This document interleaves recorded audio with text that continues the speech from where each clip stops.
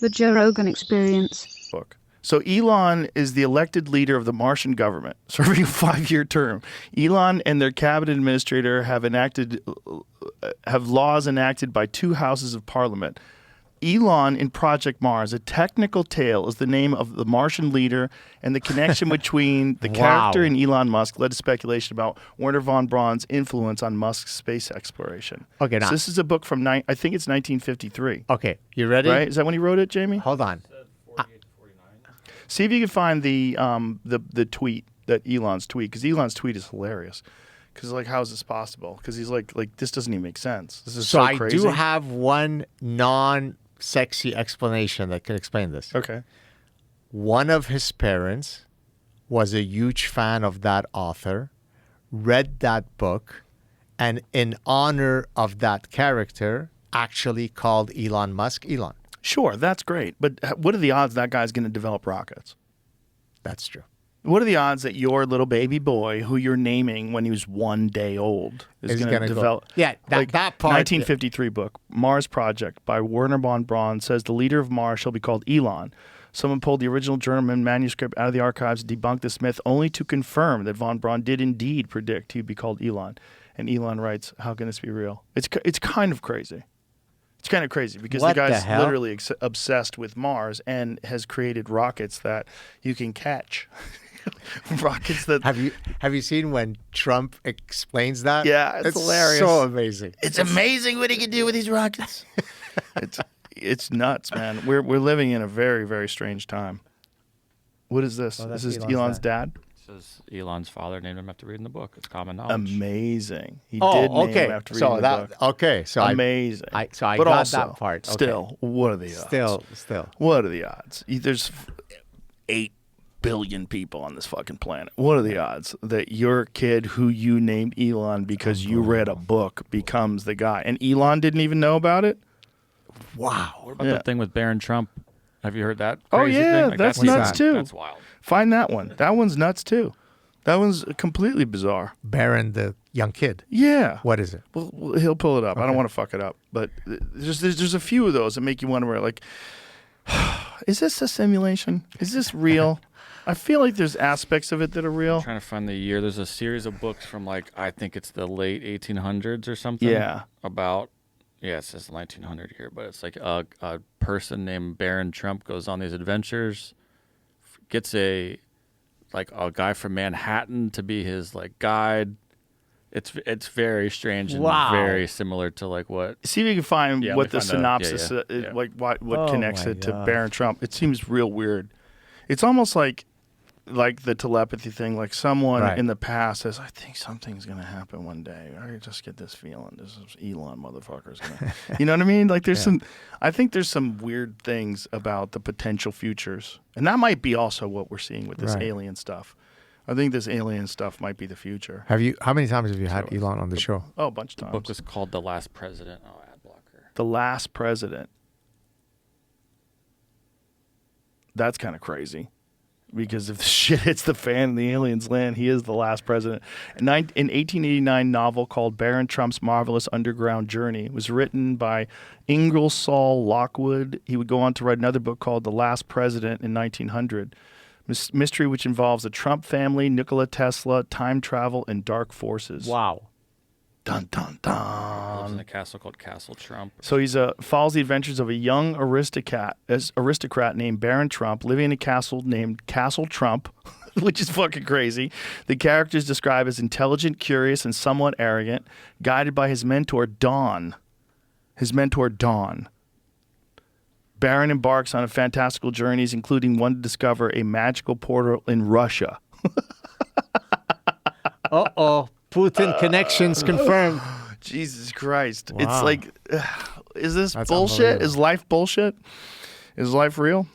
Wow. I think life's mostly real.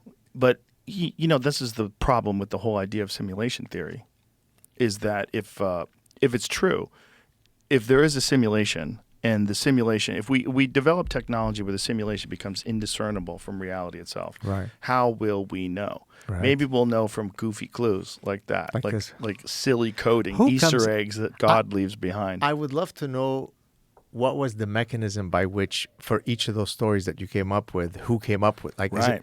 was it just a fan of one of those books who said, "Wait a minute"? And Right. Well, the weird one is, why is Werner von Braun writing fiction when he's a fucking Nazi? Yeah, Why? right. What in Nazi running NASA, and before that he was writing fiction? Like, how's he have time? How's he have time to write fiction when this guy's in the middle of developing rockets for the Germans? Yeah. Wow. Yeah. Amazing Yeah. story. So what are some of the things that you take away when you interact with Elon? Because I've been fortunate enough to get to know him a bit better now and so on, and I'm just amazed by what an amazing guy he is. What are some of your views? Well, he's just a fascinating human being. Yeah. Like, if we didn't live in a time of Elon Musk and you were studying him in history, you'd be like, Jesus Christ, what was that guy like? Yeah. That guy must have been insane. Yeah, This guy's running 5 different companies simultaneously. Unbelievable. And trying to develop a Department of Government efficiency at the same time. And he's a very unique human being He really that is. exists once every who knows how many generations, If ever. And to think that there are like when this Nazi salute thing came out, Mm-hmm. and of course, I debunked it, and there's some weight to it because I happen to be Jewish and I know him. But do you really need me to come out with my imprimatur to say, no? People don't really believe he made a Nazi salute. They want to believe, so they say they believe because you can get him on that, and he's on the defensive. It's an attack vector. Okay, so you don't think anybody who Nobody levies thinks he's it? a fucking Nazi. He literally wears a thing around his neck that says "Bring them all home." Yeah. About the hostages. Or did you see when he said? I don't know if it was after Ben Shapiro when he went with him to I think it was Auschwitz or something, and he said, "I am Jewish." Yes. And Yeah. He's a fascinating human being, and all fascinating human beings, especially all people that are in incredible positions of power and wealth, which is what he is. You're going to get attacked.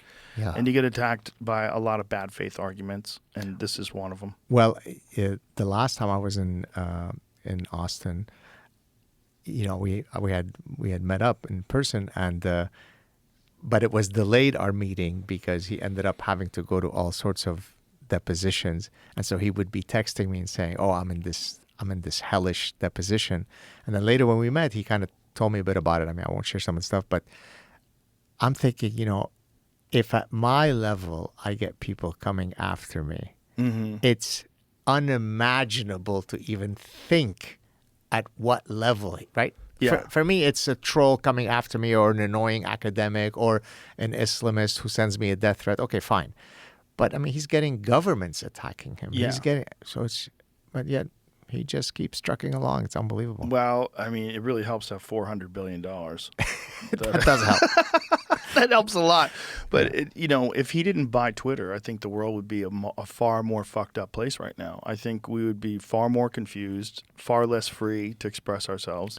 And the cultural narrative shifted because of people's ability to freely express themselves now on social media in front of everybody, where you just didn't have that before. Well, I mean, literally within a few days of it being, maybe even the same day of it being announced that he was buying it, I had put out a clip on my channel where I said, of all things that Elon Musk has ever done or will ever do, none will ever count as much as him having bought Twitter.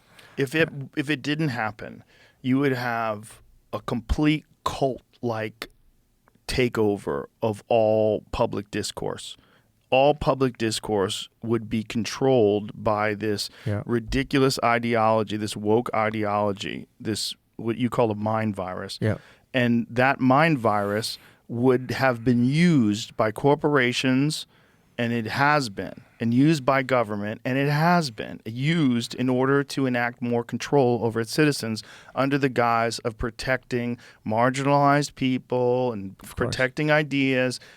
It seems like they're doing the right thing, and it seems like opposing that is doing the wrong thing. But it's just a wolf in sheep's clothing. Yeah. That's all it is. It's just control. It's just the government they don't give a fuck about DEI. All they give a fuck about is votes and power and control. Exactly. And if they can use DEI to get their way, and if they can use whatever green energy bullshit they're pushing, whatever they're doing, they're not doing it because they're trying to save you. That's nonsense.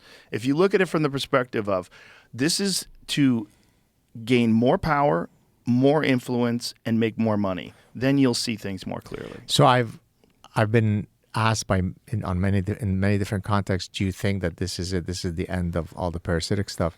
And I keep imploring people to not be complacent. And don't be complacent. Exactly, because sure, Donald Trump is a huge doorstop to all the insanity. But here's the analogy I like to draw. So you know how there's the evolution of the superbug that comes about because of the misapplication of the antibiotic regimen? Yes. So what happens basically? I mean, it literally is a natural selection experiment, right? So yeah. So because I'm supposed to take the antibiotics for 5 days, but I only take it for 2 days and I immediately feel a lot better, I stop taking it. But what that has created is that the weak bacteria have died off, whereas the ones that have survived until that point have only become stronger. And through the misapplication of the prescription for antibiotics, I then contribute to the evolution of the superbug. Right. So I argue, so I'm analogizing now with the woke mind virus. It's if you don't completely do the antibiotic regimen fully, which in this case means eradicating all those parasitic ideas everywhere, right? Yeah. Because it took 50 to 100 years for those bad ideas to originally be spawned and flourish in the university ecosystem. Right. So you're not going to get rid of them in a 4-year term with Donald Trump and we never see them again. Right. So it has to be a continuous cultural war to eradicate those. Now, you'd like to think that it won't take 50 to 100 years to eradicate them, but it's not going to start and end with Trump. Right. I'm thinking you agree with that, yes? No, I definitely do agree with that. And I think that it's also, you have to take into consideration, although Trump won and Trump is controlling the cabinet and all these different people are going to be able to do his agenda, you still have almost half the country that didn't vote for him. So, and people are always tribal, and so they're going to be opposed to everything, even the good things that he's doing. They're going to find fault in it. Did you see the CBS interview with J.D. Vance? Just one clip. Fucking amazing. Oh, so I should watch the whole thing? Oh my God, it's a masterclass. He just he is he's impressive. So good. He is really good. He's good. Has he been on your show? Yes. Yeah, he's great. Thank God for that guy. He's so good at dismantling those dopey people. Yeah. And just breaking down, like she was like, this is a country built on immigrants. He's like, yes. That doesn't mean that 240 years later we have to have the dumbest immigration policy possible. Well, and so actually in my forthcoming book that I'm trying to wrap up now, Suicidal Empathy, I have a section where I talk about these kinds of immigration arguments.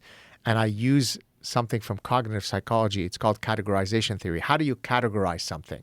So when people say, you're such a hypocrite, Gad, you're an immigrant. Why are you railing against immigrants? Your buddy Elon Musk is an immigrant. And so then I usually give them the following analogy, satirical analogy, but a valid one. I say, Fido the house cat is a feline.